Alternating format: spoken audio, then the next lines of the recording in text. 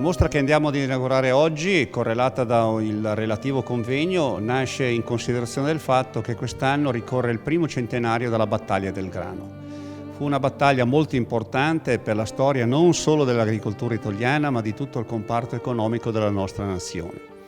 Ecco, la mostra fa parte di tutta una serie di interventi culturali che l'Associazione Italiana Amici dei Mulini Storici intende promuovere durante il corso dell'anno.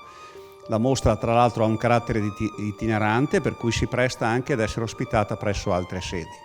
È una mostra documentaria che, senza cadere in aspetti nostalgici, vuole evocare la crisi agricola che invadeva l'Italia in quegli anni e quelli che sono stati tutti i rimedi che sono stati posti soprattutto per combattere la piaga della fame, perché fondamentalmente il grano serviva dopo la macinazione per la panificazione, e la panificazione, sappiamo, il pane era l'elemento base dell'alimentazione dei nostri avi.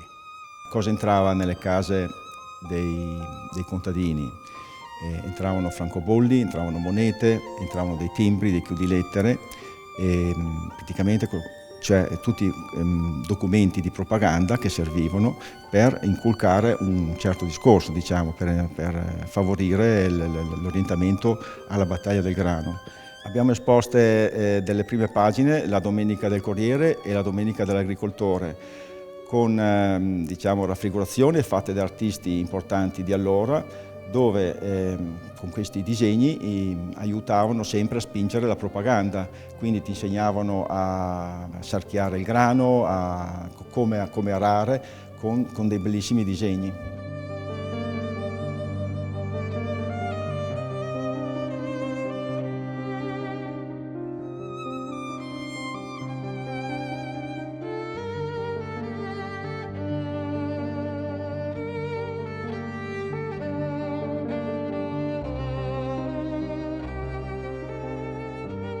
Al termine di questa sfida, di questa battaglia che fu portata avanti per diversi anni, l'Italia divenne autonoma e autosufficiente per quel che riguarda la produzione di grano per il proprio paese. Ecco, a ricordo di questo momento storico così significativo, sia per la storia del nostro paese e anche per l'aspetto sociale proprio dell'Italia stessa, ecco, a ricordo di questo momento abbiamo questa bellissima mostra organizzata e gestita dagli amici dall'Associazione degli Amici dei Mulini Storici. Ringrazio in modo particolare Gabriele Setti, il Presidente, ringrazio Paolo Spada, ringrazio la Vice Sindaca Mara Manzoli per aver seguito appunto questa iniziativa che va appunto a corredo col bellissimo mulino natante parcheggiato, ormeggiato vicino appunto al nostro Palazzo Ducale.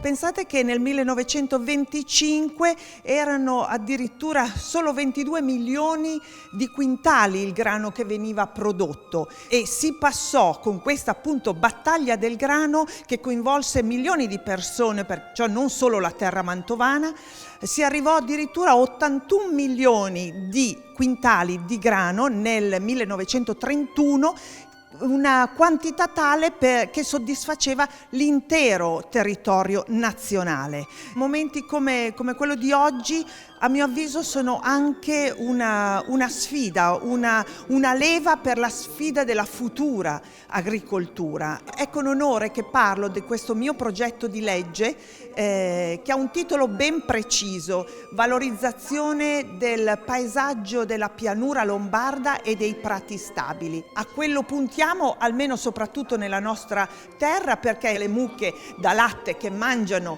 appunto l'erba dei prati stabili danno un latte che dà un formaggio famoso in tutto il mondo.